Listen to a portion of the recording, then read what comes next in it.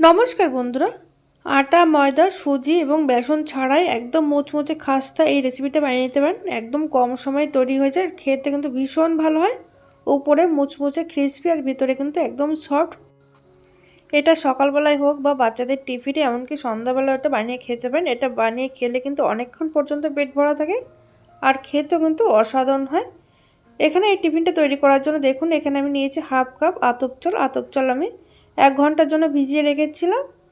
তারপর একটা জল ঝরিয়ে একটা মিক্সিং জারের মধ্যে আমি ঢেলে নিচ্ছি।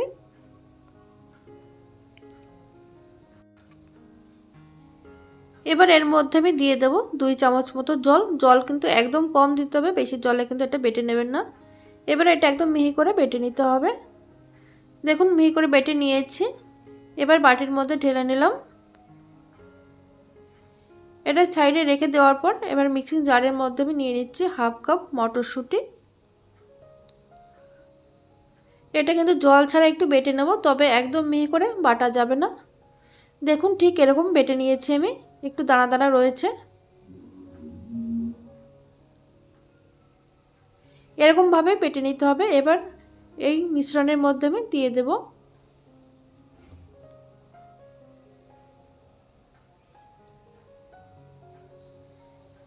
এবার এর মধ্যে দিয়ে দিচ্ছি আমি একটা ছোট সাইজের পেঁয়াজ কুচি। পেঁয়াজটা কিন্তু একদম ছোট ছোট কুচি করে কেটে নিয়েছি। এবার এর মধ্যে দিয়ে দেব টমেটো কুচি, দিয়ে দিচ্ছি 2টো কাঁচা লঙ্কা কুচি। এবার দিয়ে দিচ্ছি এর মধ্যে সামান্য গোটা জিরে, দিয়ে দেব সামান্য পরিমাণে জোয়ান। জোয়ান দিলে টেস্টটা কিন্তু ভীষণ ভালো হয়, তবে ঝাল আপনারা আপনাদের স্বাদ অনুযায়ী কম বা বেশি করতে পারেন এখানে। আর দিয়ে দিলাম সামান্য চিলি ফ্লেক্স, দিয়ে দিচ্ছি স্বাদ মতো নুন, দিয়ে দেব কালারের জন্য সামান্য পরিমাণে হলুদ। এবার এই সমস্ত কিছু খুব ভালো করে মিশিয়ে নিতে হবে।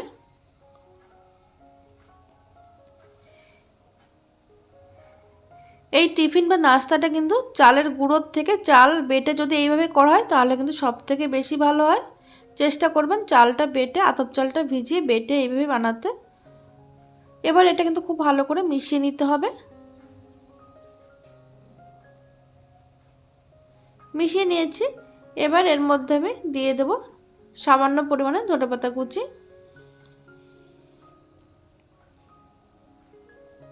এখানে আপনারা আপনাদের স্বাদ অনুযায়ী বা পছন্দ অনুযায়ী কিন্তু সবজিগুলো মিশিয়ে নিতে পারেন। যেমন সামান্য গাজর কুচি বা ফুলকপি হোক বা বাঁধাকপি, তবে একদম মিহি করে একটু কুচি করে দেবেন, খুব বেশি বড় করে কুচি করবেন না। দেখুন এটা খুব ভালো করে মিশিয়ে নেওয়া হয়ে গেছে। এটা কিন্তু রেস্টে রাখার কোনো দরকার নেই, এটা কিন্তু সঙ্গে সঙ্গে বানিয়ে নেওয়া যায়। দেখুন এবার কড়াইতে দিয়ে দিয়েছি এখানে আমি 2 টেবিল চামচ মতন তেল। তেলটা ভালোভাবে গরম হয়ে যাওয়ার পর গ্যাসের আঁচ লো টু মিডিয়ামে রেখেছি। তেলটা কিন্তু ভালো করে গরম হওয়ার পরে কিন্তু দেবেন। তারপর আমি দেখুন এখানে 1 হাতা ব্যাটারটা দিয়ে দিলাম। দেওয়ার পর এবার উপর থেকে একটু তেলটা ছড়িয়ে দিচ্ছি যাতে করে উপরটা বেশ মুচমুচে হয়।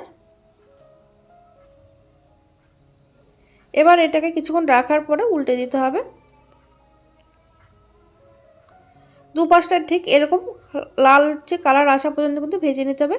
এটা কিন্তু লো টু মিডিয়াম আঁচে ভাজবেন, তাহলে কিন্তু একদম মুচমুচে হবে আর ভেতরটা কিন্তু খুব সুন্দর হবে। দেখুন এইভাবে আমি তৈরি করে নিচ্ছি সবগুলো। তাহলে বন্ধুরা আপনারা দেখতেই পেলেন ঝটপট তৈরি হয়ে যায় দুর্দান্ত স্বাদের এই নাস্তাটি। খেতে কিন্তু ভীষণ ভালো হয়। আপনারা যে কোনো সময় এটা বানিয়ে খেতে পারেন, টমেটো কেচাপ হোক বা এমনিও খেতে কিন্তু ভীষণ ভালো লাগে। আজকের এই রেসিপি যদি ভালো লেগে থাকে লাইক কমেন্ট শেয়ার করতে ভুলবেন না, আর চ্যানেলটিকে সাবস্ক্রাইব করে পাশে থাকবেন। আর আপনারা অবশ্যই এইভাবে বাড়িতে বানিয়ে আমাকে কমেন্টের মাধ্যমে জানাতে ভুলবেন না কেমন হয়েছিল। আর দেখুন কতটা সুন্দর মুচমুচে এবং খাস্তা হয়েছে। এটা আপনারা বাচ্চাদের টিফিনও বানিয়ে নিতে পারেন। খুব সহজে কিন্তু টিফিন বক্স খালি করে নিয়ে আসবে, গ্যারান্টি দিচ্ছি। খেতে কিন্তু অপূর্ব হয়।